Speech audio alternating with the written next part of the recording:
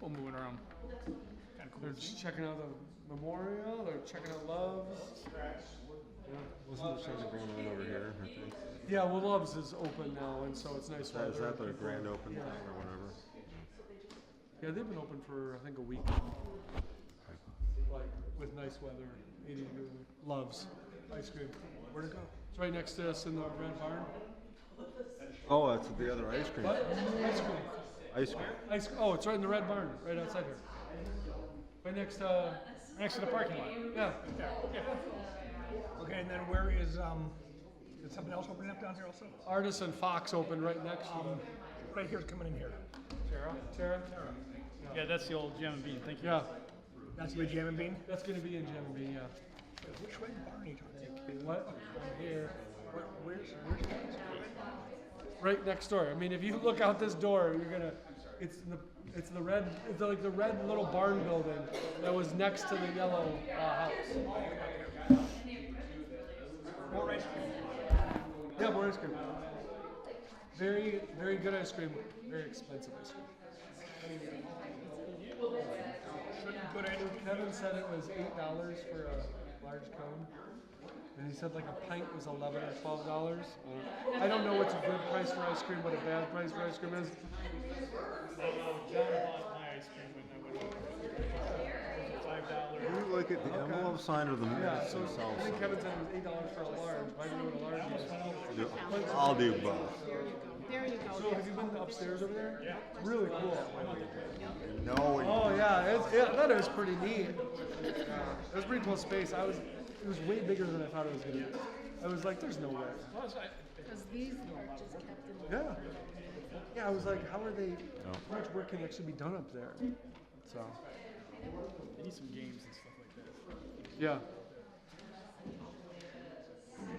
Austin's mom tried to buy me ice cream on after Kevin was holding his mom's credit card and said, my mom's buying ice cream, Julius, do you want some? I said, I'm good, Kevin, I'm good. I said, my wife and kids are at home. I know, I had to go too. I go, as tempting as it was. I said, if I have ice cream with another family, my wife's gonna get really irritated with me. I might find a new place to live. Yeah. And then I told Kevin, well then I told Kevin, I said, your mom kept thanking me for hiring you. He's like, really? I said, yeah, she was very, very. You owe me more than a scoop of ice cream. And I was like, I wanted to say, he is good at what he does. You know, you give That was great. Yeah. and Yeah, I told him we're gonna order more than one. Yeah. I figured it. Everybody ready to get started? it's not a reason. You know, that's why. No problem.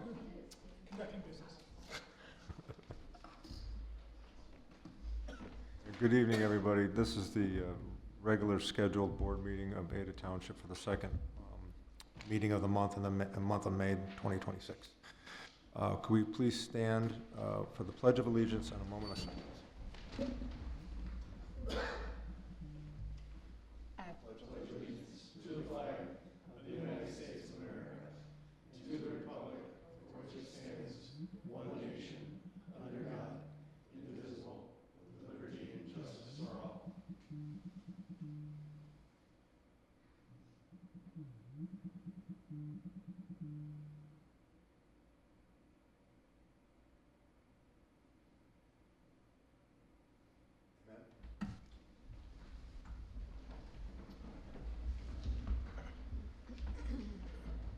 Clerk DeMarco, will you please call the roll?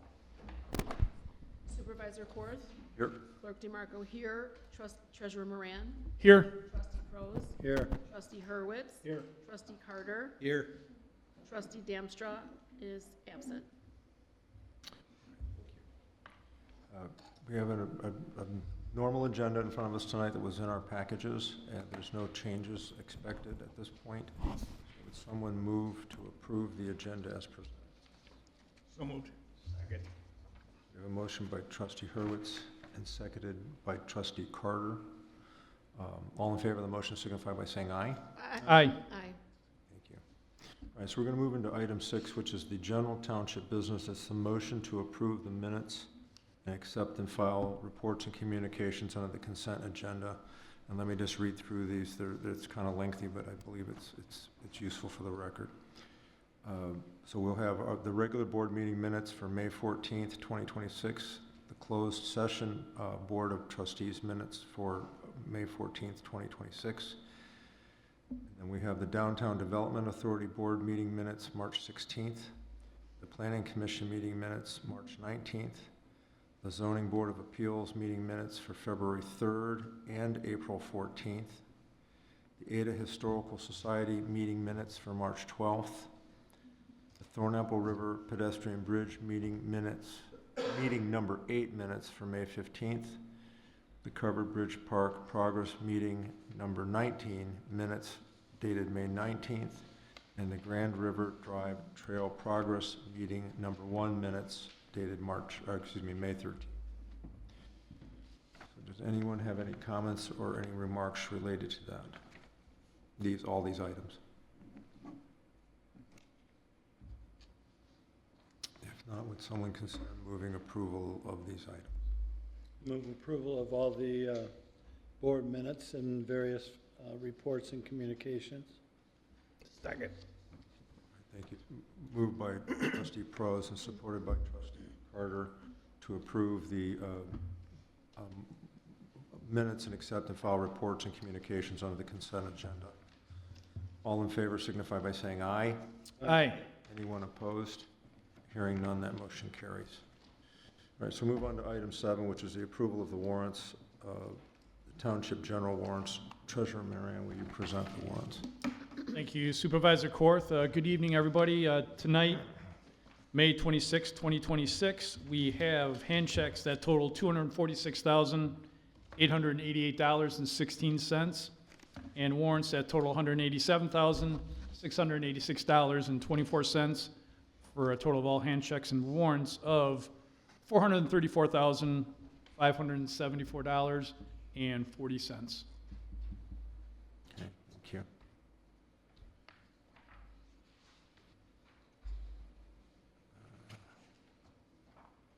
Anybody have any questions or comments on the warrants detail that we have in our packets?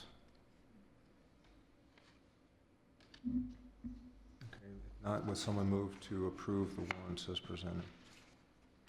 Make a motion to approve all the checks and warrants as of Tuesday, May 26, 2026, in the amount of $434,574.40. Support. All right, thank you. We have a motion by Trustee Carter, supported by Trustee Prose.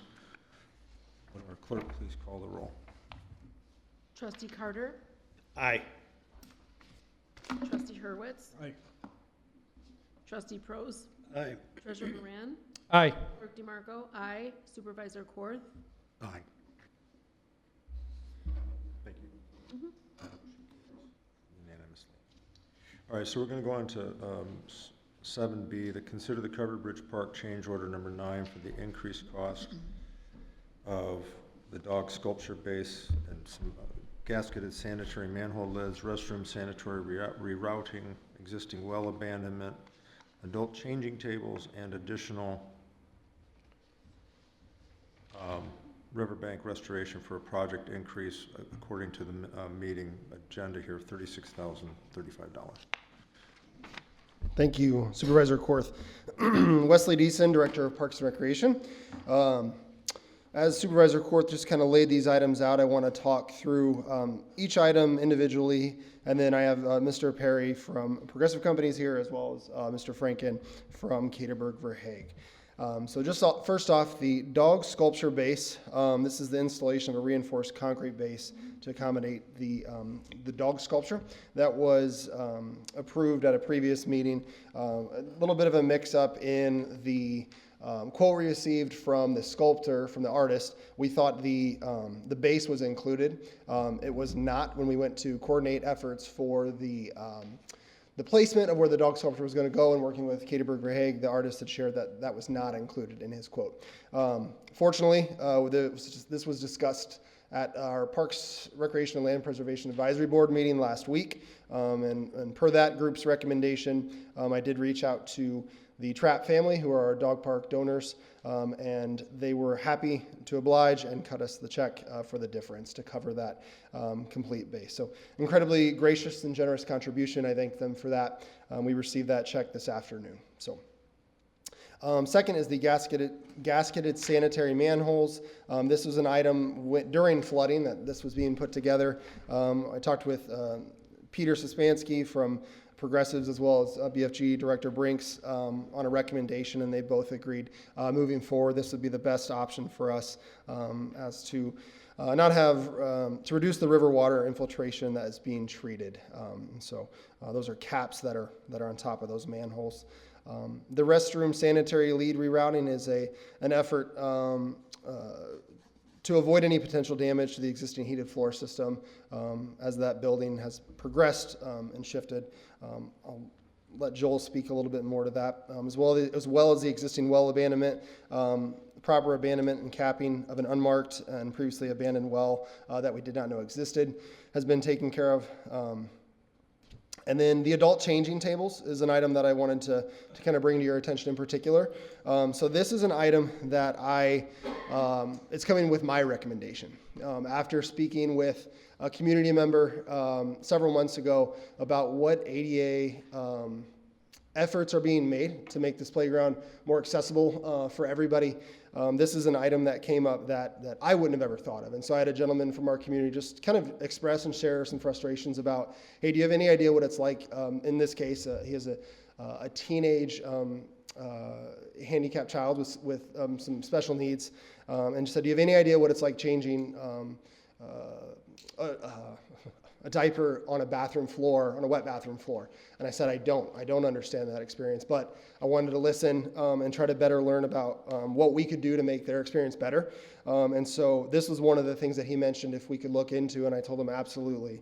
And so the adult changing tables hold up to 350 or 400 pounds.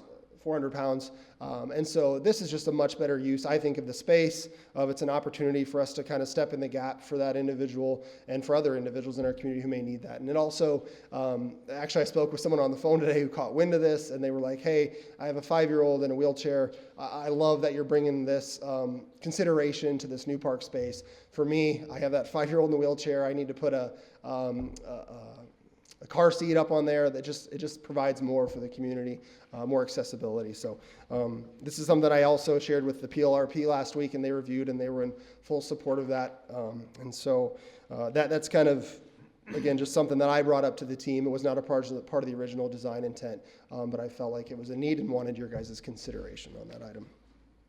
Lastly is the stream bank restoration and stabilization work.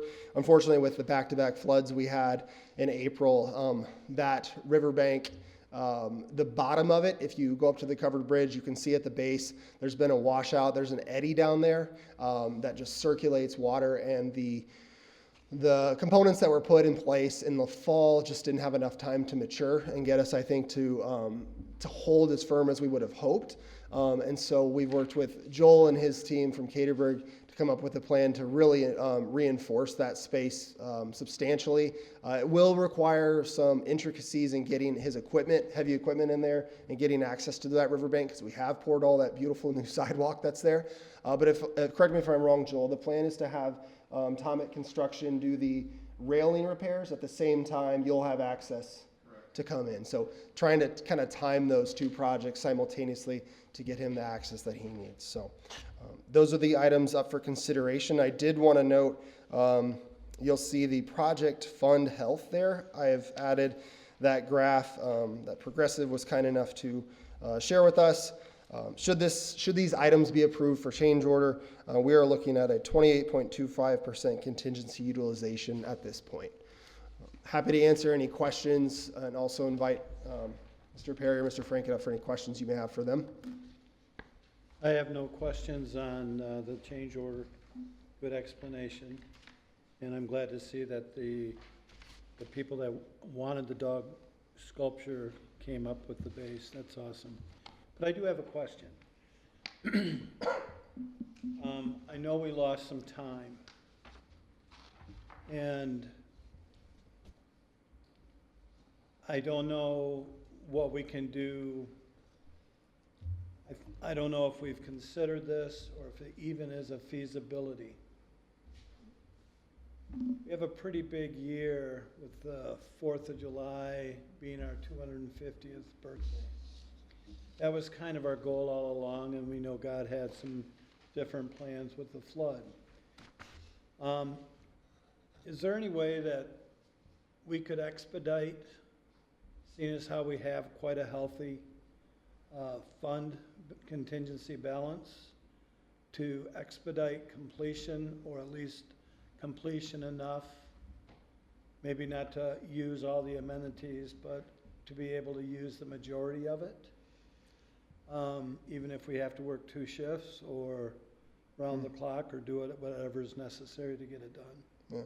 That's a good question. I know one piece of it is we had hoped to have part of the park open, like you had said, for the 4th of July, whether it be the restroom building or the splash pad. We kind of talked about it with the committee and just felt like opening the park temporarily and then closing it again to finish the project wasn't what the community we felt like would likely want. But to your question about trying to expedite, I guess I would look back at Mr. Franken back there and the Caterburg team. What are your thoughts on that?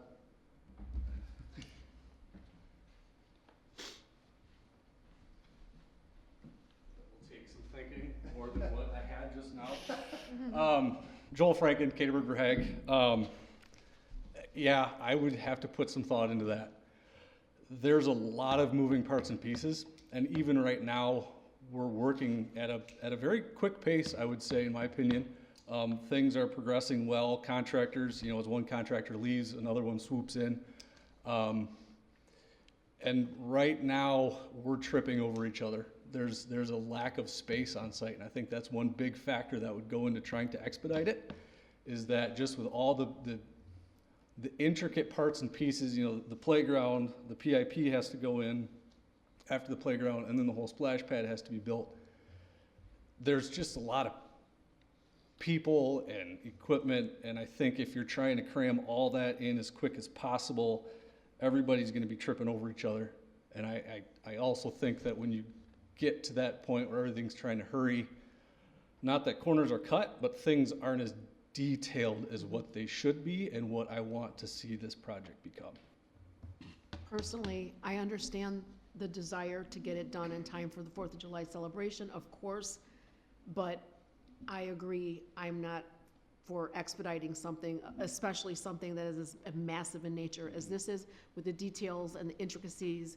You don't want any slip-ups, because God forbid if something goes wrong and if a child gets hurt or whatever, that's the last thing we would hope for and the last thing we'd want to see. I've done enough park work in my past that I really hesitate, just because of all the features in this one. If it were a simple, like a baseball field or something, I would say, yeah, we can bring in extra forces and slam it out, because there's few materials, there's a lot of work, but few materials. This one there's just a lot of little details that would make me very concerned to try and hurry that up. Even so, I believe we should go back to the contract and see what we can do to expedite. Nobody was working when I drove by, and it's still light. We can move mountains when we need to. I appreciate the comments. I'm not cutting anything, but if we can cut even a few weeks, our commitment to the committee when we first started was to get this thing up and running. The current, as well, just an update, I don't know if you guys know, but the current most up-to-date completion time we have is August 12th right now from Caterburg. With potential maybe to finish a little bit earlier. Trying to coordinate everything as quickly as I can to, like I said, make sure everything flows together as well as possible. An important note too, regarding contingency. I mean, we've talked about, trying to expedite as well, but any of the contingency that's not used for this project will be used for the trail phase 2 section that will connect to the new bridge and then run to McGraw Park. And so those funds are sorely needed for that component, because they were underestimated a little bit from our engineer. And so that will be utilized as part of that. So, I mean, if we added, let's say, to Caterburg and said, we're going to spend another $200,000 to open it a month early, that's gonna create a $200,000 hole on the back end for the trail piece that we'd have to either fundraise or fill a different way. Yeah, you and I, when we had seen that remaining contingency, felt positive about the direction we're headed, knowing where this additional trail is at. What was the budget for that? So how much contingency do we really have? I mean, so for this portion of the project, I mean, we've got whatever's remaining from this, 235,000, I think is the remaining amount. If this project ends, that 235,000 will be used directly on that trail component. So I mean, I think our former engineer estimated around 1.1 million. The updated estimates are around 1.4 million, 1.5 million. And so that $235,000 will go a long way towards closing that gap to finish, to move forward with that project next year. The goal was to finish Covered Bridge Park first so that we could make sure all these ducks were in a row before we started Phase 2 trail, just so that we know what we're dealing with in terms of cost. Yeah, I have a hard time justifying using contingency money to expedite a process. And we're talking a month here, and based on the comments from Joel, and I agree with Clerk DeMarco, I think with everything, if we can get the bridge, the pedestrian bridge completed, I think that would be a huge victory and go a long way towards promoting our 250th, 4th of July festivities planned for that particular day. So in regards to the change order, I do actually have a question. I've changed plenty of diapers in my days, and I know how important these tables are. But $9,950, are these integrated? I mean, I just imagine some sort of plastic Rubbermaid that folds down. Can you Yeah, explain that So, a little bit? yeah. Hi, Mike Curry from Progressive Companies. So, just interestingly enough, back in 2016, the first universal changing tables were installed at the Mary Free Bed Y. And we installed 2, and actually we should have done 8. They're in such high demand. So all the things that Wesley said, about the need, I mean, if they're there, they'll be used. But these are made out of steel.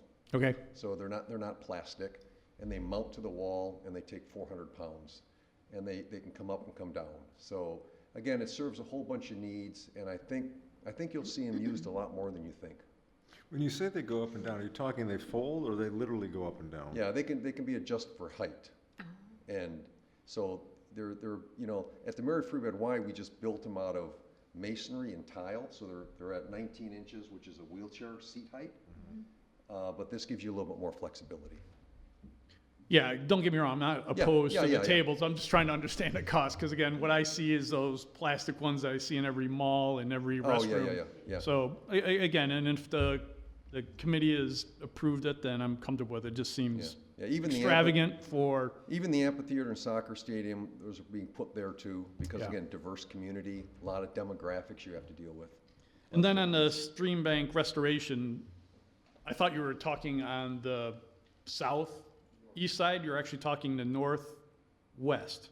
Was there any issue on the southeast side, or that held up fine, or there's no issue? No, everything's good on that side. Yeah, it's just this one area. If you're out there, if you're on the river overlook now and you look down, when the river's flowing pretty good, you'll see the water just swirls on right when it passes the covered bridge.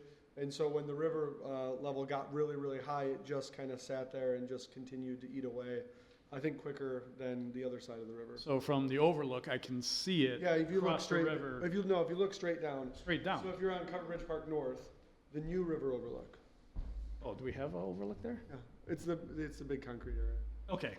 Yeah. It's not an overlook like I'm thinking on the. No, we're using that term Oh, okay. generously. For donor purposes, it's a river overlook. I'm good now. I got it. Thank you very much. Look down and see the river. Yeah.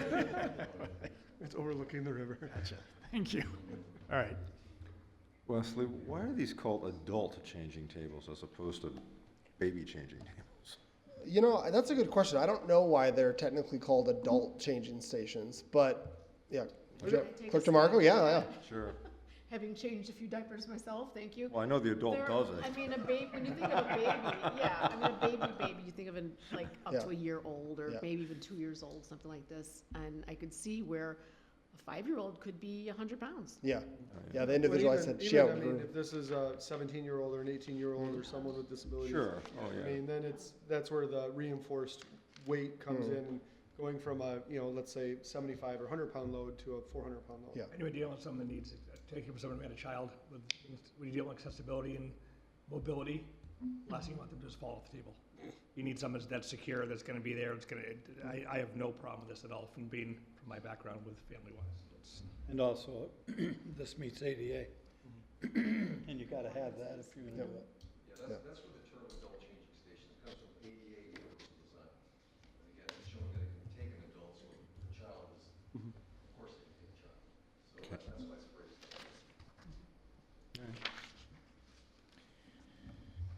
Okay, so the change order, though, is reduced by the $4,565, right? No, so it'll still be in this change order because it's still our contract, but we are being reimbursed by the donor.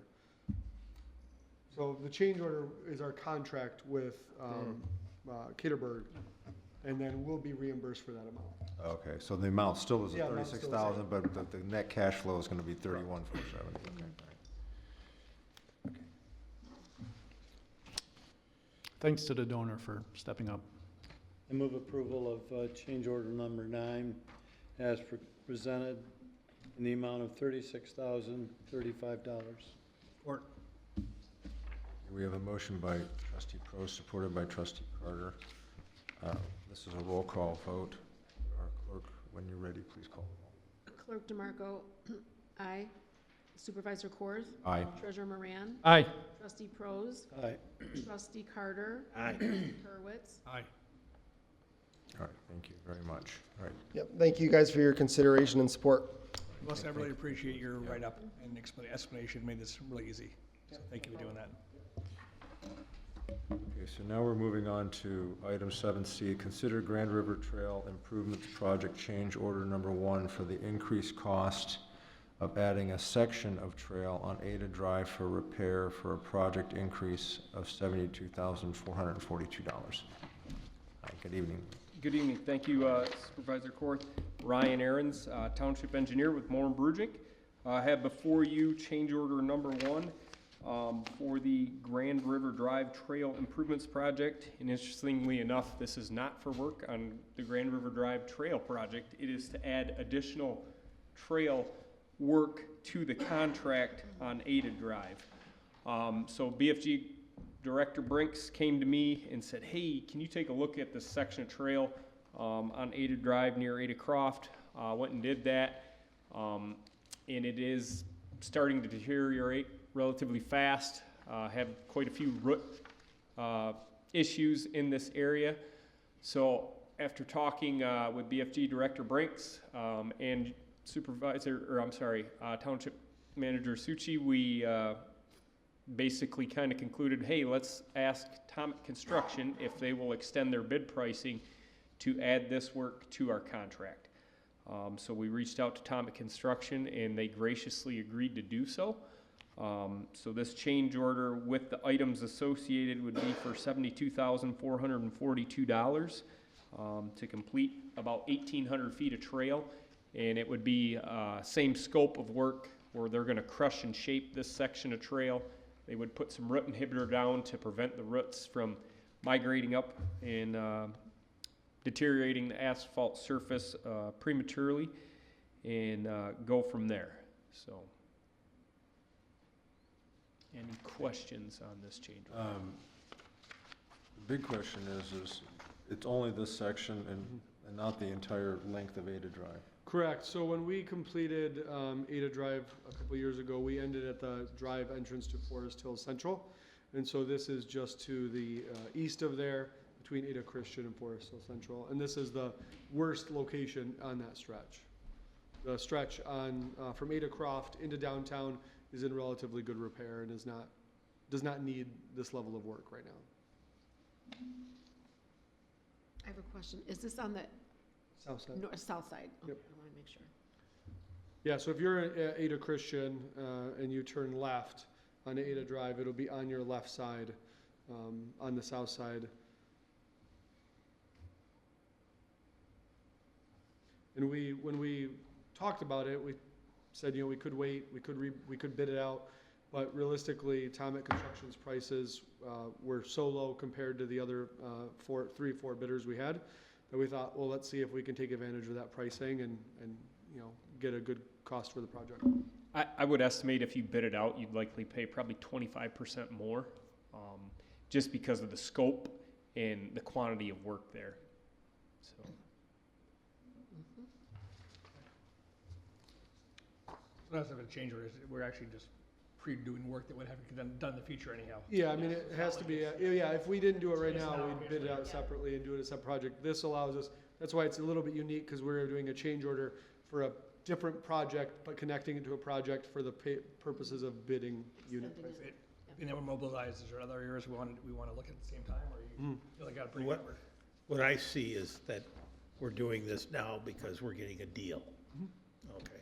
So I'll make the motion that we approve this, the Grand River Trail Improvements Project, change order number 1, to add 1,825 feet stretch on Ada Drive, of the Ada Drive Trail, to increase the total project cost by $72,442. Or, Motion by trustee Carter, supported by trustee Prose. Trustee Hurwitz asked one more question, though, that I don't think got answered, which was, are there any other sections of trail anywhere that, in that vicinity, that you guys looked at that you wanted to maybe add on to this too at all? Question for Dennis? Dennis Brinks, BFG Director.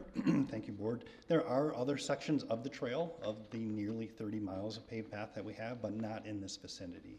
There are some that are tied in with parks, but again, different fund. But we can always budget for those in the following year. Okay, all right, thank you. So Thank you. there's nothing left on the table for this year that you're hopeful for? Okay, all right, great, thank you. Okay, so this is a roll call vote. Clerk DeMarco, will you call the roll? Trustee Carter, Aye. trustee Hurwitz, Aye. trustee Prose, aye. treasurer Moran, Aye. clerk DeMarco, aye. Supervisor Korth, Aye. All right, thank you very much. All right, so now we're going to move on to consider the Grand River Trail Improvements Project Pay Application Number 1 to Tomet Construction in the amount of $217,611.02. thank you Supervisor Korth. Again, Ryan Aarons, Moore-Brugink, Township Engineer. Had before you this evening, pay recommendation number 1 for the Grand River Drive Trail Improvements Project. Tomet Construction began work on the project earlier this month. They've made some very good progress. They've been slowed as of late due to some delays with the Road Commission's road work on Grand River Drive. The Road Commission contractors had some issues with equipment breaking down, and it's kind of delayed us. But this pay recommendation is for basically May 4th through May 15th. In that time, they got all their soil erosion sedimentation control measures in place. They crushed and shaped the trail from Knapp Street south to Carl Drive, and they have also based it in with base course asphalt in that time. So pay recommendation number 1 totals $241,790.02. Withholding 10% retainage of that, the pay recommendation is for $217,611.02 to Tomet Construction. I walked part of that the other day when I was at the Roselle Park. So there's 2 coats that goes down on the, when it's done? That is correct. The base course is down. They still need to do the top course. The Road Commission has asked us to hold off on the top course because we're going to look at some driveways, some driveway grades tomorrow at our progress meeting number 2 out there with the Road Commission to kind of get a plan to adjust some driveway grades because they're raising the grade of the road so much with the crush and shape project that we want to decrease the slope of some of these driveways. So Okay. that's why they've asked us to hold off on. We were originally last week Tuesday going to base course the drive approaches and then be topping the trail this week, but the Road Commission asked us to kind of wait for them essentially, Okay. so we could get the road grade established and go from there. Yeah, it's nice doing both. Everyone should be very pleased, especially the people with the driveways, that they'll be done really, really nicely by the time they're done, so I appreciate that. Okay, does anybody else have any more questions for this one? If not, would someone consider moving on it? I move approval of the Grand River Drive Improvement Project pay application number 10 to Atomic Construction in the amount of $217,611.02. Support. It's application number 1, isn't it? Did I say 2? You said 10. Sorry, number 2. Sorry. I'll still support. Okay. How do I read something wrong? Hold on a second, now I'm confused. Oh, I know that, I'm just, I think it's an application. It's 1, 2. Yeah, so I think I hit it right. okay, all right. It is pay application number 2, all right. It's number 2? Well, it's number No, one. it's It's our number second one. pay application of the evening. Number 1. It's item D. It's item D. There we go, I like that, all right. All right, so it was moved by trustee Hurwitz, supported by treasurer Moran, for the pay application of $217,611.02 to Atomic Construction, pay application number 1 for the Grand River Drive Trail Improvement. Okay, roll call vote, please. Supervisor Korth. Aye. Clerk DeMarco, aye. Treasurer Moran. Aye. Trustee Prose. Aye. Trustee Hurwitz. Aye. Trustee Carter. Aye. All right, move on to E. Pettus Avenue Trail Phase 2, final pay application number 7 to C&D Hughes in the amount of $50,000. Thank you Supervisor Korth. Again, Ryan Ahrens, Moore and Brugink, Township Engineer. Have before you this evening essentially the final pay application for the Pettus Trail Phase 2 project to release the retainage that was held on the project in the amount of $50,000. After much back and forth with C&D Hughes, they have addressed all punch list items, even with some being completed today. Excuse me. So with that being said, we did a warranty walkthrough with township staff, looked at the wall, looked at restoration, had a few items that C&D Hughes needed to touch up. They did that. So now looking to release the retainage and essentially close the project out. Trustee Carter, are you good with it? Yeah, well, you know, I got ahold of you guys about the drain. Yeah, and then someone called my office today. Was upset. Upset with. With me. Oh. That because of that I wasn't gonna vote for it. So, but, and I don't know if that was you or who it was. No, it was not me. But, you know, my point was, hey, if that wasn't done, what else isn't done? Right. You know, and I was using that as kind of a gauge. Yeah, and to be, honest with you, soil erosion control measures are always something that gets forgotten about. Contractors put them in and then they don't remove them. They're always a punch list item. And they took out, I would say, 90% of them and left that one. And then I saw your email, immediately sent it to C&D Hughes, and they said we will have it out today. So If you're ready, I'll make the motion. Sure. I got one quick question. The other day, maybe it was just me and maybe it was still the medication in me or whatever, but it seemed to me that some of the color was fading and darker and lighter in some of the area on the wall. with the concrete, you're saying? Okay. You know what, as long as you're bringing it up, here's something that worried me. I see water on the far west end of that wall, coming in underneath that wall. It's actually coming out of the side of the hill, where the wall basically meets the side of the hill. Yeah. And it's basically gonna continue to do that. There's an under drain behind that wall, so there's a lot of water that's moving through the hill, collecting in that under drain, and that's the positive outlet. Especially after we have large rain events like we had this past weekend, the extremely wet spring that we had. So I think you're gonna continue to see that. But it was designed to be able to do that. Yes. It is designed to have that, okay. Yes, if it did not have that outlet, you would see the wall start to fail in locations where the water was trying to come through the wall. Well, that's, when I saw it, that's what worried me, is I gotta. Yeah, there was different locations in the wall that had drains kind of in the hill that would then run underneath. Yeah, this water looks like it's coming down and then underneath the wall, but it's not. Is it coming around the side? Yeah, it's literally coming around the side, Okay. right out the end there. All right. I didn't walk up there and take a look at it, but just driving by, I was a little concerned. So do you think the discoloration is due to a lot of water runoff too? Is it settling in or? So with that wall, it was done in several pours. So the Yeah. concrete mixes, Are slightly different. yeah, the aggregate, you know, if the amount of cement is slightly different. I mean, they have a JMF job mix formula that they batch the concrete, but even slight nuances in that, slightly different aggregate, it can change the color of the concrete slightly. Well, I noticed it when it rains, as the wall dries, it'll change colors, and some will dry some parts of the wall dry faster than others. And I've noticed that too. As it ages, it's just gonna become aged anyway. Yeah. I mean, do you have a concern about it that you brought it up specifically? I just, quite frankly, wanted to know why, and is that a concern that we should have, where the viscosity of some of the cement is too porous to where we're gonna have issues in the future?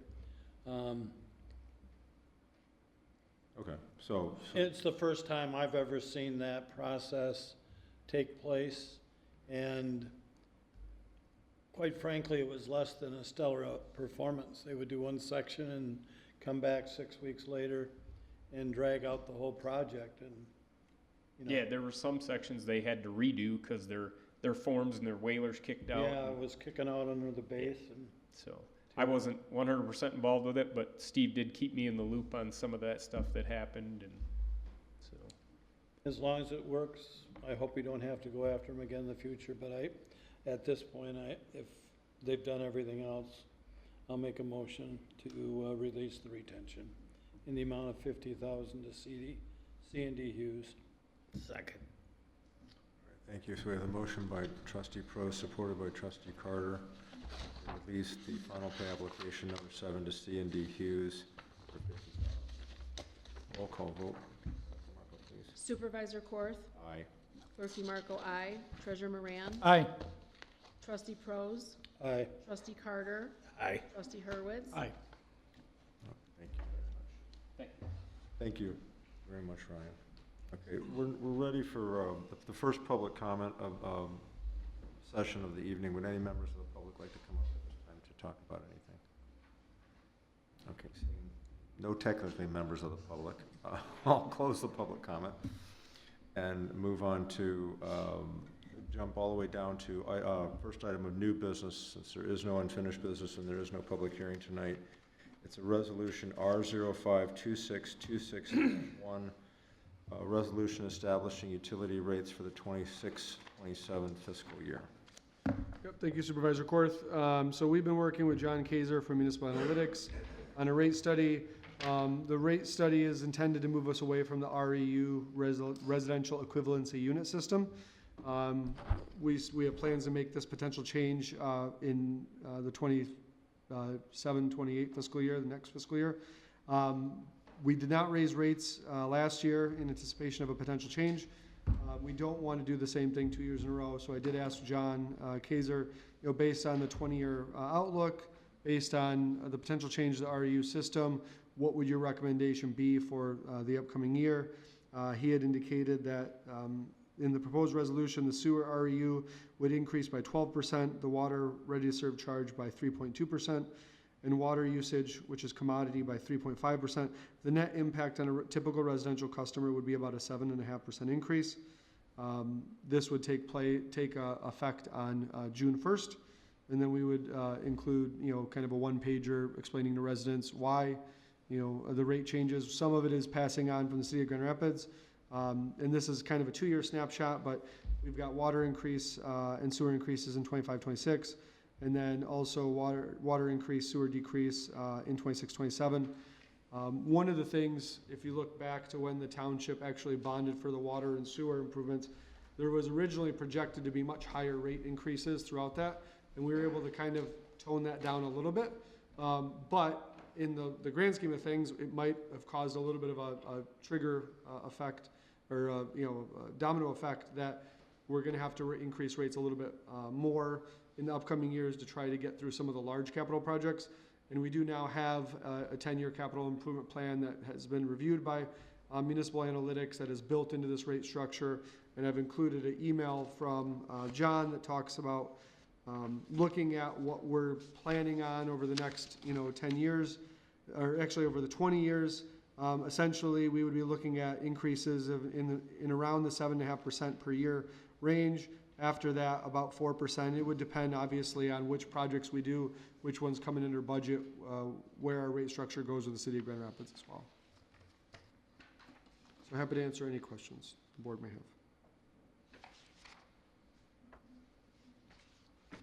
And this was reviewed by BGU committee and recommended for approval.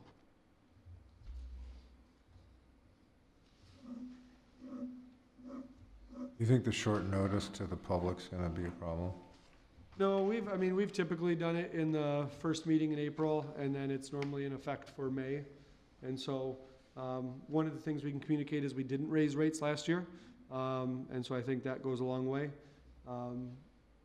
But there's a reality that we can point to a 20-year plan. We can invite those residents to be part of any public feedback when we roll out the REU change, which should positively impact more residential customers with 3/4-inch meters, which is the majority of our system. I think those residents who will have issue will be walking in their checks and discussing it with our office. So we're ready for an explanation in regards to what's happening, what's happened, and what's coming down the pike. Well, the other thing is that it avoids some of the nightmares that a lot of communities have, where they don't do any planning in advance and it turns into a gigantic bill. So, Yeah, my thought was I'd probably stay away from never having an increase. Yeah. Yeah, we had anticipated being able to move the football down the field a little bit quicker than we thought. And then once we got into trying to unpack the REU issue, it became much more difficult and complex than we thought. We looked at a solution, thought we'd find a solution, but then there'd be unintended consequences for different user groups. And the BGU committee said, let's really take a pause and make sure when we make this change, one, it's communicated effectively, two, the board understands it so that we can all be champions for that, communication, but then also that we're not then changing something a year or two down the line.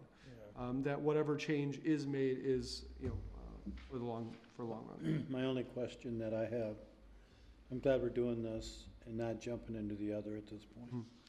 But I'm curious if all of a sudden the city of Grand Rapids comes up with a big rate increase next year and we're locking into something lower than that's coming off us. I'd like to see us do it once a year. Yeah, so the previous 5 years, previous 4 years before last year, we had done it every year. And so last year was unique where we thought we'd get further ahead and we didn't. And so that's why we want to make sure we're doing it on an annual basis. Typically, we do it around April of every year, because then we know the new rates from the city of Grand Rapids and we can build those into our model. Before we request the motion, just, these are all roll calls, Yeah. right? Well, resolutions are Resolutions are roll roll calls, calls, okay. All right, so would someone consider moving on these rates that are presented here? There is, and we have the actual adoption resolution that has the rate structure and everything in it, so that's what the motion would be approving.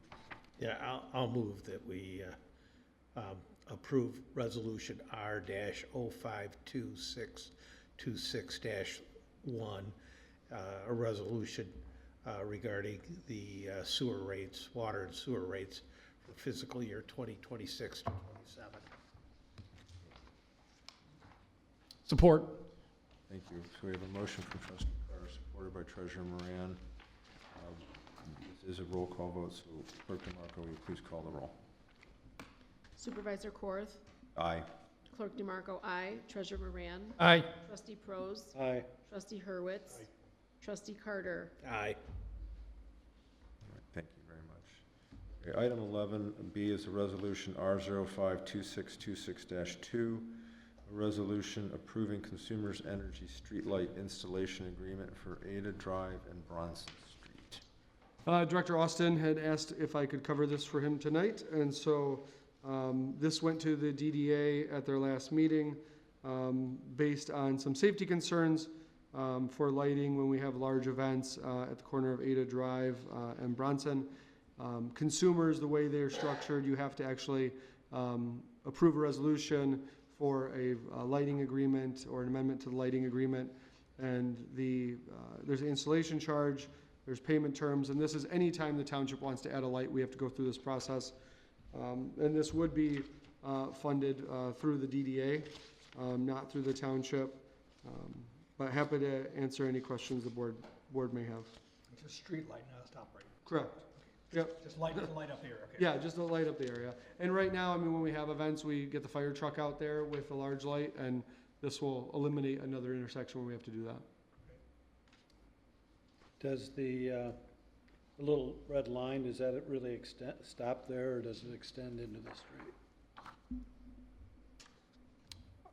I think that's probably an approximation of how far it goes, but I'm not Yeah, sure. I think that when I was looking at this with the DDA, I really stared at this thing, which is the light metrics of how much light it's supposed to throw. And so I'm assuming that whatever the extension is going to give us that degree of lighting, so. Yeah, it is a Cobra head that hangs over. But it won't be fully in the middle of the intersection. It'll be on that corner of Ada Drive and Bronson, a little bit over into the road. I move approval of resolution R052626-2, installation of the light for the consumer energy proposal. Support. Motion by trustee Prost, supported by trustee Hurwitz. This is a roll call vote. Clerk, do you want to- Trustee Hurwitz. Aye. Trustee Carter. Aye. Trustee Prose. Treasurer Moran. Aye. Clerk DeMarco, aye. Supervisor Korth. Aye. Thank you. All right, so now we're going to move on to item 11C. Consider the recommendation from Buildings, Grounds, and Utilities Committee for the purchase of a Kubota SSV 75 skid steer with a Baumolite SWA 540 flail cutter from Wolf Kubota for an amount not to exceed $79,173.48. Sounds like Indian 500. So technical, yes. Thank you again, board. And we're here at the last evening meeting for the summer, which is kind of cool. Thank you. And this is a long time coming for me. I had two demos, the Kubota and the Bobcat. Bottom line, the Kubota was nearly $20,000 less than the Bobcat. They do have similar warranties. I believe the Bobcat's a 3-year warranty. The Kubota is a 2-year warranty. This was talked and discussed and approved at the BGU committee for approval for the board, the township board. This piece of equipment will not only do our trails, but with the bucket and with other attachments can do snow plowing for our trails. It'll lift heavy pallets off semi-trucks that we currently cannot do. So we have to hand load pallets of salt. This will just take it right off the trailer and put it in the garage. Many excuse me, facets that this piece of equipment can be used.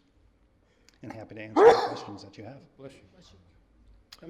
Give me a 30-second on what the flail cutter does. Yes, the flail cutter is that image on the very far right. It's not the yellow piece of machine, but what attaches to the machine. So it will articulate, it'll cut on a slope downwards, it'll cut horizontally, it'll cut on an upslope. It'll actually cut above the cab. So if there's hanging branches that are down or less than 7 feet, we have to maintain those and cut those off for the people that are walking the path. So it'll cut in multiple directions. Excuse me. The flail itself is a little bit different than a brush hog, where a brush hog is like a very big, heavy-duty lawnmower. It has 2 blades on it, and it just spins really fast, and it just shreds things.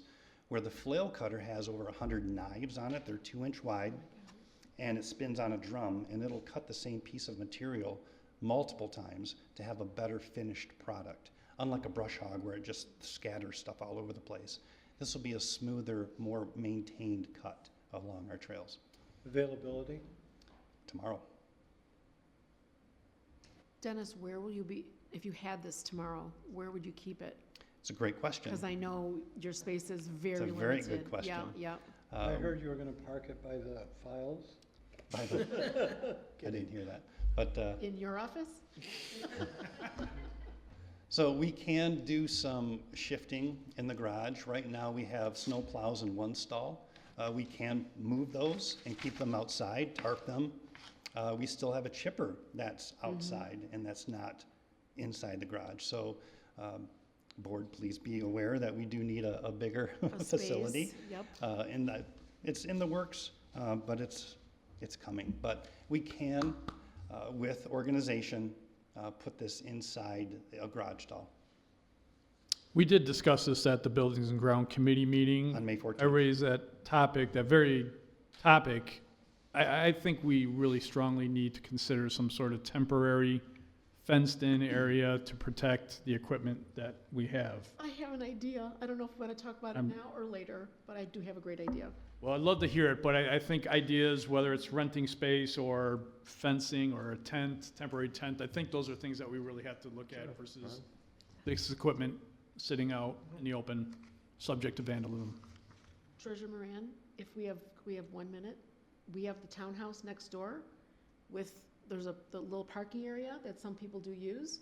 There's the fence there, and then there's a great big backyard that's right in between where the garage, the existing garage is, and the actual house. That whole space is not being used for anything. This is a perfect opportunity to put our equipment there, where it'll be safe. We could fence it in with some sort of security on it, so other people can't get at it. But think about it, you know how big that yard is. Okay, good idea. Consider. Appreciate that, thank you. All right, so the other thing is that based on the amount that was budgeted, you're well under budget on. Well under budget for this, yes. Yeah, okay. All right. Anybody else have any other questions? Would someone consider moving on this? I move approval of purchase of the Kubota SSV 75 skid steer with the Baumolite SWA 540 flail cutter from Wolf Kubota for an amount not to exceed $79,173.48. And you get the prize for pronouncing all that correctly. Support. Motion by trustee Hurwitz, supported by treasurer Moran. All in favor signify by saying aye. Aye. Aye. Anyone opposed? Hearing none, that motion carries unanimously. I just want to see this thing going. I want to see this flail cutter in action. I do too. I got some recommendations of places to start. All right, so now we're going to move on to the next item. Consider the recommendation for Buildings and Grounds and Utilities Committee to utilize pitch companies for the 2026 fall cleanup. Thank you, Supervisor Korth. This, again, was brought to the attention of the BGU committee and was approved to go to the Township Board for approval. I had done some research, and just for the trash collection alone for the fall cleanup days, we pay Republic $26,638.90. That was just for last year. And that's for the dumpster services, hauling of the trash, and the labor that goes with that. I had called around on a previous contractor that does very similar items, can deliver those large dumpsters, the 40-yard canisters, and then provide labor for just a fraction of that cost for $9,273. Now, that's based on a certain amount of containers. So it depends on, I can't guarantee that's gonna be, set $9,000. If it's a great turnout and we have 25 containers, it's gonna be a little bit more. That's why in the graph I had said that the delivery rate is $50. I'm sorry, the labor, 80 labor hours at $50 each. The delivery rate of 17 containers is $170. The pickup rate, the removal rate, that's all included with pitch, but Republic charges each and every one of those items. So it's a huge cost savings. And again, if you have any questions, feel free to ask. One of the notes too, when we were in the village of Sparta, we utilized pitch companies for our cleanup. and did not have an issue. They're well versed in it. This cleanup in Sparta was far larger and over 3 days. Correct. And we didn't have any issue with safety, with removal, with timeliness, with staff. What are we looking for, a motion? Yep, a motion to award pitch companies to provide dumpster and disposal services for the annual fall cleanup. As stated. We have the motion to switch over to a pitch company for the 2026 fall cleanup. Moved by trustee Pro, supported by trustee Carter. All in favor signify by saying aye. Aye. Anyone opposed? Hearing none, that motion carries unanimously. Thank you. Okay, so now we're on to the consider the recommendation from, again, Buildings, Grounds, and Utilities Committee to approve the proposal to replace the Bronson Street and Ada Drive pressure reducing valve for an amount not to exceed $39,939. Thank you for coming to the podium. Good evening, Supervisor Korth. Hello, Township Board. So this was planned. I think we talked about it last summer, last fall. And I think the budgeted number for this was around $100,000, so we're coming in well under. Once we get the approval, we can get the items ordered. There's about a 6-week lead time. This is the second area where the pressure gets reduced from the tower down Ada Drive. It comes down Bradfield, Ricks, and then underneath the railroad trestle. So right now that equipment is not functioning. Well, I move that we approve the recommendation to put a pressure reducing valve replacement not to exceed $39,939. Support. Thank you. Thanks, Stephanie. Moved by trustee Pro, supported by trustee Hurwitz, to approve the Ada Drive pressure reducing valve for an amount not to exceed $39,939. All in favor of the motion signify by saying aye. Aye. Anyone opposed? Hearing none, that motion carries. Thank you. All right, so now we're on to department reports. Township Manager, would you like to talk about anything specific? Yep, just a couple items. Yesterday, the township held its first Memorial Day dedication of the new Veterans Monument, which was a really cool event. We were hoping 40, 50 people would show up. We had over 200 people. It was packed. It was great to see. The weather was wonderful. Fox 17 actually did a really nice piece on it yesterday. But just a wonderful event. I think we really kicked it off well. And I think, we'll have an annual event, I would anticipate, in conjunction with the Historic Society. But the resident feedback and those who attended was nothing but positive. A big thank you to those who were in attendance, either picking up chairs, placing chairs, just coming out to support. We actually handed out coins which had the like a rendering of the actual monument, and then on the backside it said 250, for the 250th anniversary. We ran through all those. We're actually going to be ordering more of those to try to make sure any veterans or anyone who participated who didn't get one and would like one, as well as Township Board. And we also want to have them available for the rest of the year as we celebrate the 250th. It's a really neat thing to commemorate in Ada Township, and it was really well attended. And just overall, a great job to Wesley, to Dennis, to Director Austin, who were involved in all of that project. So one other piece, just MetroNet. So the township a number of months ago approved a Metro Act permit. The township's approved Metro Act permits before, but we've never approved a Metro Act permit like this one. And so there's definitely been some lessons learned. Right now, MetroNet is running fiber. It seems like all over Ada Township. And we've had a lot of conversations with residents.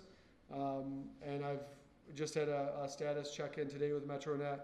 And there's definitely been some lessons learned on what the township can do differently in the future to make sure, one, when a project happens, that the level of communication is at what the township expects.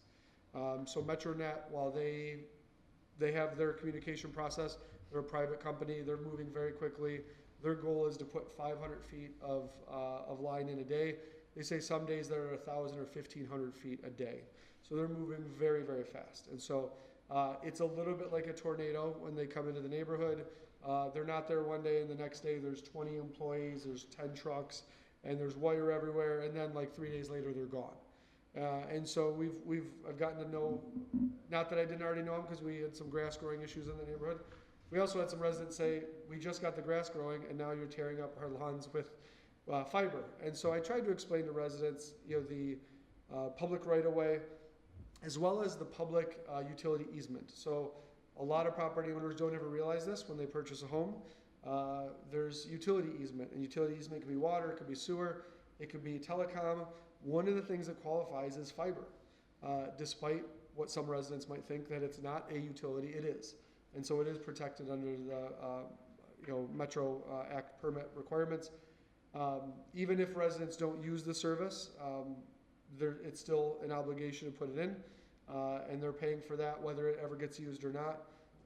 And so we worked through some conversations today on what we could do in the future that's better. I have reached out to legal counsel, and this was prior to Metro Net actually doing the job, but I had reached out a while ago and just said, our ordinance is really old when it comes to the Metro Act permit. What can we do to kind of enhance this, make sure we're doing what's right for the residents, maybe even holding a public meeting prior to allow residents to come. I've had some residents and say, rather than have the flush boxes that are below grade, I would rather have the pedestal.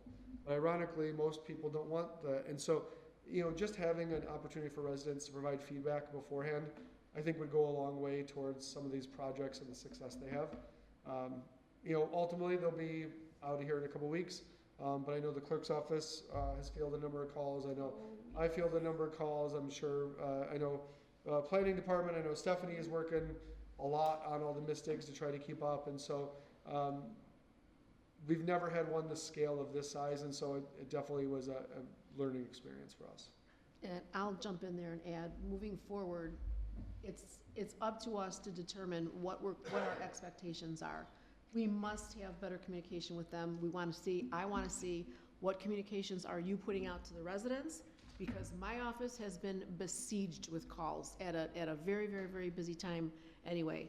So when they say, oh yeah, we sent out this, and this, they need to show us what they're sending out and when, so when residents call, we can refer to that. I had to chase down a couple of managers because I needed to give our residents somebody to talk to, not an auto attendant number, but an actual person, because a lot of them had significant complaints that we couldn't handle.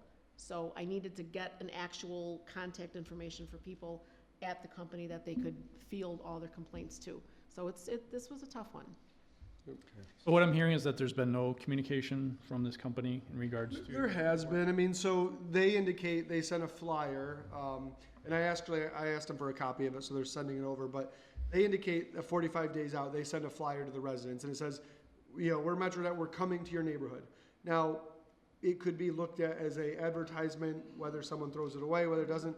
I talked to a resident today who said he just got it in the mail.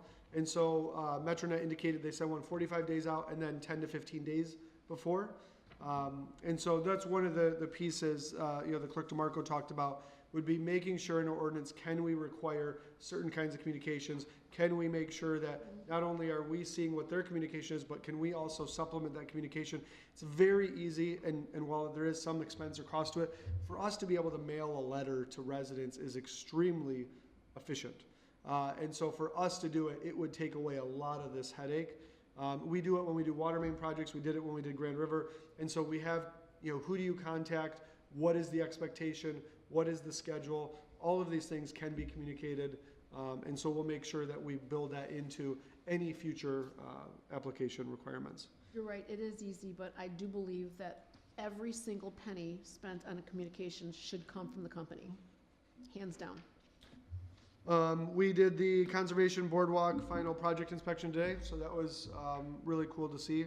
It's not a roller coaster anymore. It's a nice flat path. There's a couple some minor items. When we walk the project, we'll look at things, like flaking wood, or if there's a big knot in one of the boards that's in the middle of the lane, we'll bring it up and say that's got to be removed, it's got to be flipped, it's got to be changed.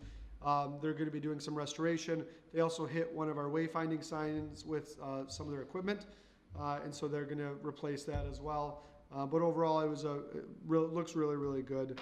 There was one other item. I don't remember what it was. That's all, unless anyone has questions. Oh, Thornapple River pedestrian bridge. There was a conversation earlier about it being placed before July 4th. It will be placed before July 4th, so it will be placed on June 19th and 20th. So there is a chance that the contractor, Grand River Construction, could come back and ask for an extension. Originally, they wanted to place the bridge June 6th and 7th. That was the weekend of the Grand Rapids Triathlon. We indicated that that was not acceptable. We could not do that. Then the next weekend was Beers of the Bridge. We said that was not acceptable. We can't do that. So the 19th to 20th was delayed 2 weeks because of the township. Because realistically, if we close that bridge on Friday evening at 6 o'clock and it doesn't open until Saturday at 4 o'clock in the afternoon, we can't have that going on during Beers of the Bridge or the triathlon. So just wanted to let that know. Ryan, I don't know if you have an updated timeline or estimate for when that will be done?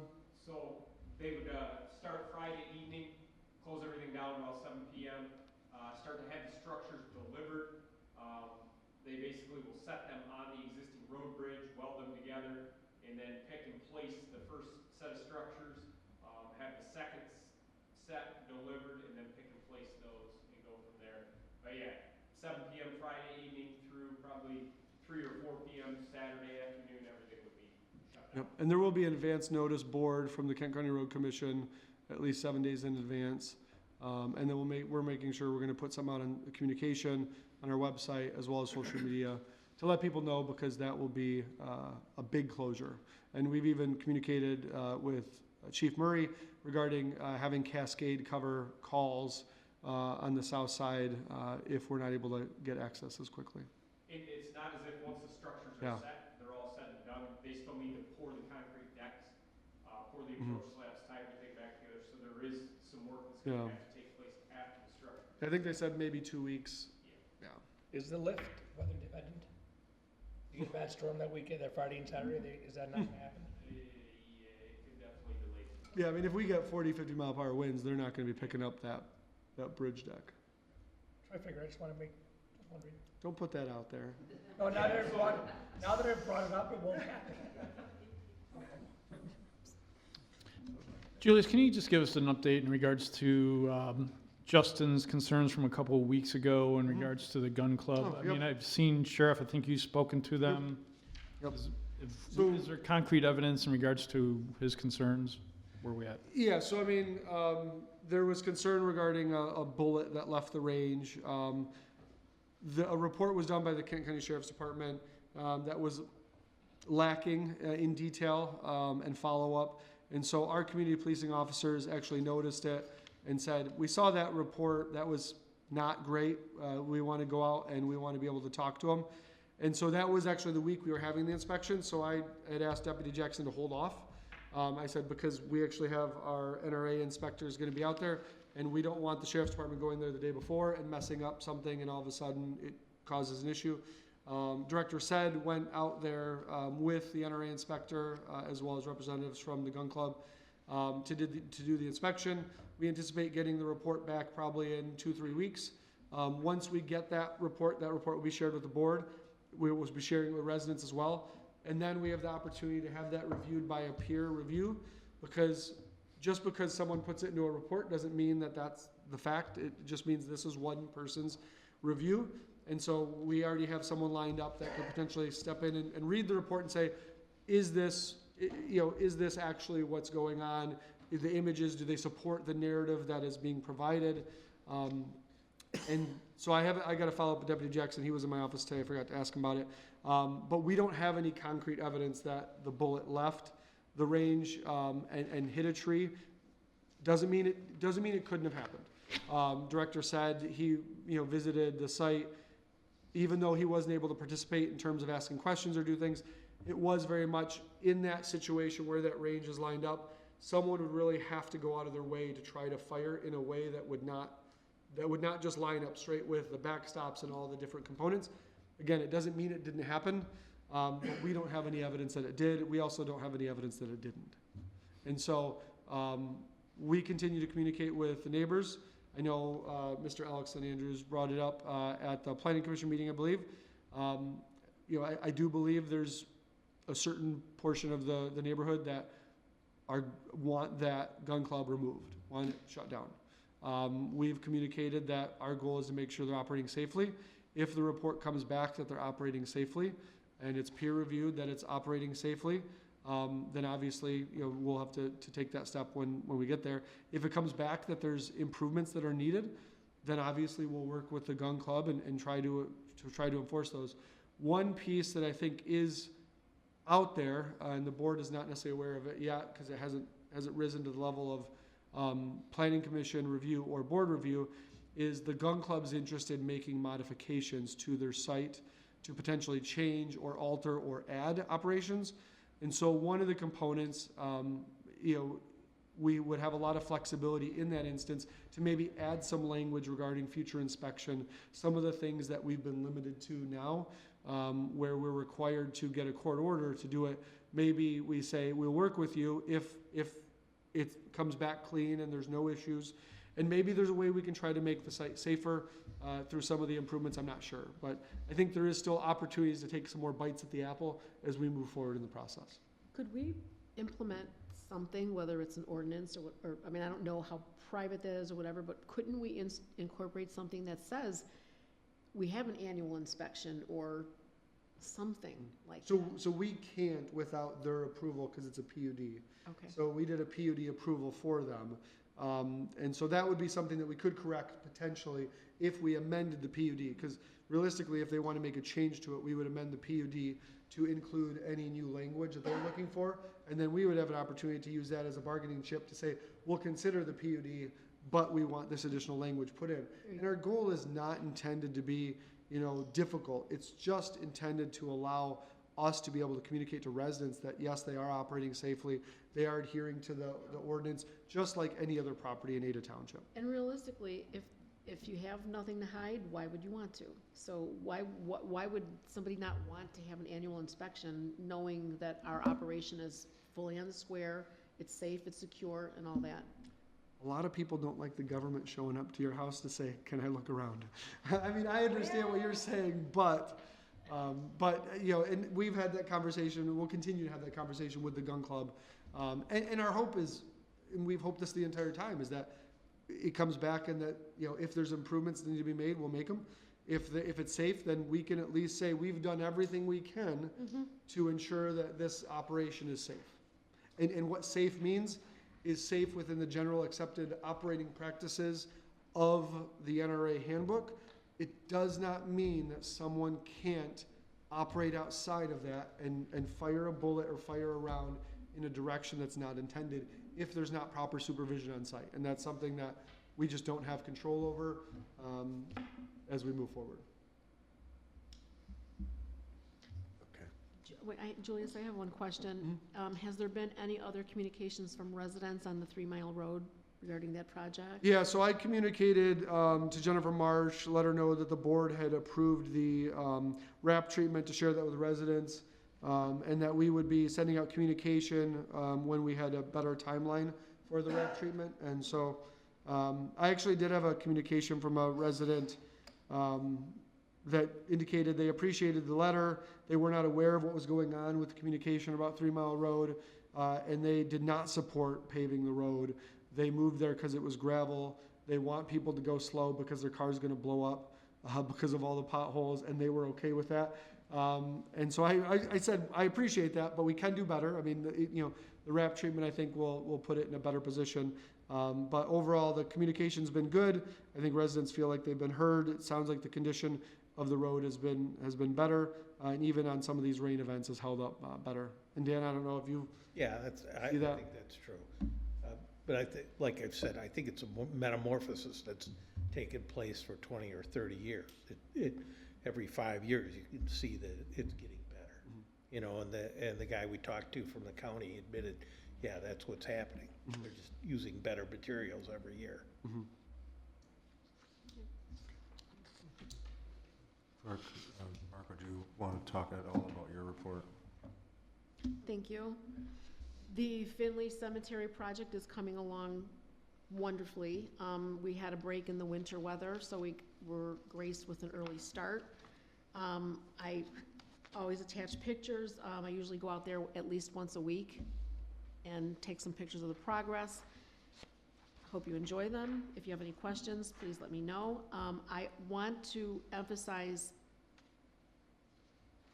the number of additional grave spaces that we are confident we're going to realize.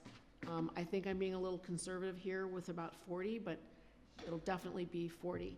I also want to impress upon you all that we could not do what needed to be done without the expertise of Dennis, Buildings, Facilities, and Grounds, and his staff, particularly John Dykstra, who could properly maintain Finley Cemetery in his sleep. He is so well versed. He knows most of the people that are living there, that are residing there. But seriously, it's just being able to look at a situation, and he knows exactly what to do, how to do it, working very well with the other contractors that we've had to have there. Everybody's in complete synchronization, and it's been a well-oiled machine. So I'm very, very grateful for that. And when you look at it now, and the last day I was out there, the sun was shining really bright, and you can see just the light coming in, especially in that northeast corner. It's just gorgeous, and it's going to be even more gorgeous. And eventually we'll put some decorative trees there, I promise. Yes. All right. Other cemetery situations, we've added an additional headstone contractor because things are ramping up, we're getting busier, and we've only had one for all this time that only worked part-time, so we did add another one, and he just did his first 2 jobs recently, so he's working out really well. I really want to give an extra thank you to our fireman and BFG staffman, Matt Donald. He placed all the veterans' flags and medallions by himself, and he did a wonderful job, and to him, it's just a tender, loving care endeavor. It's not an effort at all. I established, we are calling it the Neighboring Clerks Group. Yes, we belong to 2 other clerks groups, one within Kent County, one within the state, but this is me, Ada, Cascade, Lowell, Virgins, and Grattan. We all got together, we all share each other's communities, we're all in each other's communities, and we just threw a bunch of things on the table to talk about best practices. We all deal with the same things, and Julius, everybody absolutely loves your e-bike article, which I thought was great. That's been a really significant thing, like everybody's wondering, how do we handle this? How do we gauge it? Deputy McIntosh and I we're in full preparation election mode as we speak. The state has issued significant new guidelines with some processes, with some equipment, so we are undergoing several sessions of state mandated training as we speak. We're getting our inspectors in line, training in line, reviewing different training materials. We're enhancing all of our materials, our processes, and our programs.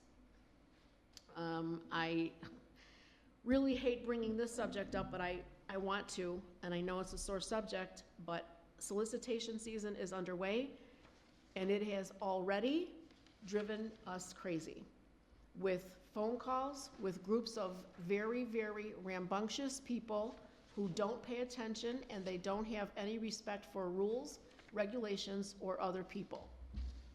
I cannot tell you, you know what, you're right, it is crazy. No, you're just, that people's. This situation, it really is, and I don't know, I mean, I'm meeting with our attorney in 2 days. Our attorney applauds the extra efforts, the detail, the time, the training that I've put into this whole process just to make it go smoother. And you spend all your time and energy, this is pretty remedial stuff. They are not 5-year-olds that are walking in, and they're not young kids just looking to make some extra money. These are adults. They're adults. And when they can't follow simple rules, and 1 hour after they walk out of my office, after I've given them written instruction, verbal instruction, instruction, and they completely disregard it an hour after they've walked out of the office. It's the time, the energy, the aggravation, and the just going craziness of me, myself, the sheriff's deputies, and our attorneys. Go on our Facebook page today. A long list of all the communications on Facebook and people complaining about it and how do I do that. This is the time and energy of me and my staff at a time when we have elections to concentrate on and worry about. Joe, are these the same vendors as we've had in the past problems with? Is it Yes. usually one or two vendors we have problems Yes, with versus? the ones, oh, and by the way, thank you. Currently, the two that are currently approved are Aptive Environmental, EcoShield or EcoShield, I'm not quite sure how do you pronounce it, Environmental, and Renewal by Anderson, it's a window company. The Renewal by Anderson, I've not had one complaint about them yet, and they seem pretty much on the square. It's the other two companies, I'm sorry to say, but they just don't get it. I have dealt with their senior management to explain the process ahead of time. I've spent hours on the phone with them. They don't get it. They still try to deviate from things. They call me up and say, we'd like for you to change your process to accommodate us. I swear to you, that's exactly what they said. And I would love you to guess what my response was. I'm sure I know. So why don't we just remove their authorization to? We can't ban them. We have an ordinance, we have a process in place, and we legally must let them go through with it, which we are. But I bring up the Facebook page for today, if you wanna if you're on Facebook, if you wanna hop on there and just see what a lot of the comments were. These also come back to our office that we have to deal with each and every one of them. The do not knock list is working out great. A lot of other communities have adopted it. But the thing that I'm trying to impress upon all of you is the time and the detail that we put into this process to make it go smoother. We're literally giving these companies the opportunity to do your thing, make some money, but just follow the rules. That's all. Okay. So I'm really, really hoping that it just all calms down right now. But if it doesn't, and I have to issue a letter of revocation, which will be followed by an appeal process, there's going to be a lot more detail, and I promise you, a lot more people sitting in that audience waiting to watch our appeal process. So my question is, if they do a revocation, can they be then banned in the future years from receiving? No. Okay. Our process is that appeal, it's a yearly- along with a letter of revocation that I will personally deliver with the sheriff's deputies, it gets handed to them along with our appeal process, which they then come to the next board meeting and they ask for their appeal.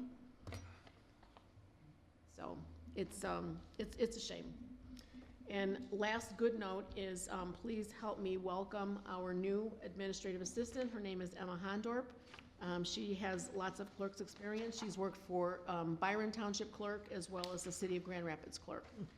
So she's a lovely young lady, and please stop by and say hello whenever you can. She's already started? Yes, she started today. Oh, good. Congratulations on that. Okay, any other members of the board like to comment on anything? You know, the only thing, I had that comment about the property taxes, the increase for and I just wondered, are we gonna put out something, you know, in our next, to let people know it's actually half of that we were thinking? Yeah, I'm not sure. I know I kind of encapsulated what was trying to be conveyed in that Ada view, but I think for now, unless we get questions, I don't think Wesley have any intent of doing some sort of retractment or put something in I don't know. in the next Ada view. It'd probably be too late. I don't know, but I don't think you need to retract. I just think just to say that, you know, instead of $240,000 a year for a $400,000 home, it's only gonna be $120,000. $120, yeah. Yeah, $120, yeah. Yeah, Bit of a difference. I'm used to bigger numbers. yeah, I think I copied you on my summary. Did I not? I Yeah. did. Okay. Yeah. So the numbers What I'm were more pretty think- close. I'm more exactly on one. If you're talking about the increase, the wording can be a little confusing, so I'll grant you that, but the number was, if you're just looking at what the cost is going to be overall with the new millage, I think it was $20 versus $19.12. So that number is close if you look at it from the cost to a resident of a $400,000 home, $200,000 taxable value. So one thing we could do is for any future communication, we could try to make sure that's more clear. Yeah, that was my real point. I'm not, Yeah, because it would make a better argument. I mean, the cost is only, I think, $9 a month based on. Yeah, I saved your email. Yeah. I have it ready if I get that same question. Yep. Yeah, thank you. because I have had, a couple of people ask me about it. Yeah. And they thought, for $240,000 or $240 was gonna be a lot of money. So, They're thinking that it is or it's not? they're thinking it was, Oh, okay. Well, so. I didn't think it was that much, but again, I have my email out there. I would share with whomever. I think that does a pretty good job of summarizing I don't even know the if article you in and of itself. I don't even know if you need to get the details. I think you just tell people, hey, if it's a $400,000 house, it's only gonna cost you, what, $10 a month? More, correct. Yeah, more. Yeah. I think that's the message you want out there. Instead of saying it's gonna be $20 a month, it's only gonna take Correct. $10 Yeah, I agree. Yeah. a month. So, I think for me, the one thing I'd like to bring up as your treasurer is that there's a lot of movement right now from our state representatives and senators in regards to rescinding, revoking, especially the uncapping of taxes.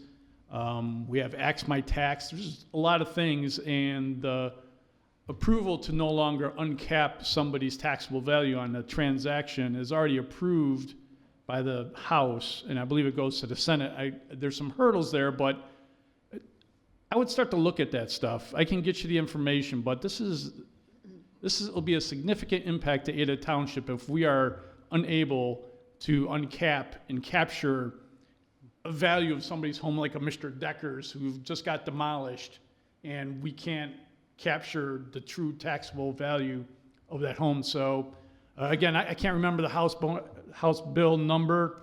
I was trying to look at it on my phone, but I ran out of time. But please look into it. I can provide you with the information, but this is moving fast. And there's a lot of legislation that is doing, not only from a tax standpoint, but from a planning standpoint, from even probably an election standpoint.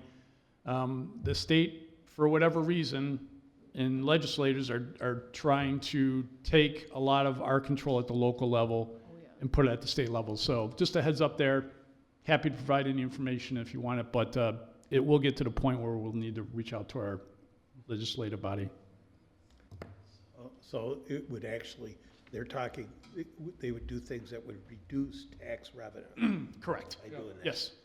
And they're doing that when right now they're running a $1.1 billion shortfall. Again, we can get into semantics, but that's exactly what is happening. And they have no way of us recouping that revenue. They have ideas. I mean, we're still recovering from the veterans exemption, trying to recoup that money, which we aren't. So, And I believe most of the world, Michigan world, feels comfortable and understands the logic and the fairness of once you sell your home or you buy it, that it gets revalued at fair market value, you know? you would think. I mean, there are a lot of people that do not know that. There's realtors that do not disclose that information. So it does come as a shock. There's a communication, communication, but the impact to the township, that would be like, everything costs going up, costing more, and we have no ability to cover our operating expenses, and that's a key part of how we do it. Yeah, I think that, So for all the logic that it doesn't make sense, there is a lot of initiative from legislators, from people on the outside to change the tax system. So if, Stephanie, I'd welcome your thoughts as our assessor for sure. Oh, yeah, there's definitely a lot of movement in Lansing, and the real problem is because it's going to be used as a bargaining chip to approve their budget, and that's what But like Kevin said, reach out to either me or him. I have the House bills sitting on my desk right now. So they wanted to get them all passed in the House before they went up to party at Mackinac. That's where they are now, and then it'll go to the Senate when they get back. Yeah, we'll just send it out to all the board members tomorrow. Thanks. You're welcome. And before I forget, the Memorial Day dedication was awesome. I mean, it's been a long time coming. I know several of us were there. It was a long time coming for Ada Township, and that ceremony evoked everything that Ada is. I mean, from Tom's speech to the whole day was magnificent. I know I have a little bit of video, but really proud to have a Veterans Memorial in Ada Township. So hats off to everybody that was involved. Big thanks again to everybody who, there was a lot of players that pulled that all together too. Yep. So it was really something else. Okay, so, we have a closed session we have to go into, so let's do one more opportunity for public comment before we go into our closed session. Would anyone like to come up at this time? And if not, then I'm going to close that public comment session and then ask for our board to move into our closed session. Second. We have a motion from trustee Hurwitz, supported by trustee Carter. This is a roll call vote. Clerk DeMarco, you call the roll, please. Supervisor Korth, Aye. Clerk DeMarco, aye. Treasurer Moran, Aye. Trustee Prose, Aye. Trustee Hurwitz, Aye. Trustee Carter. Aye. Okay, so now we are officially in a closed session. Thank you, everyone, for attending tonight.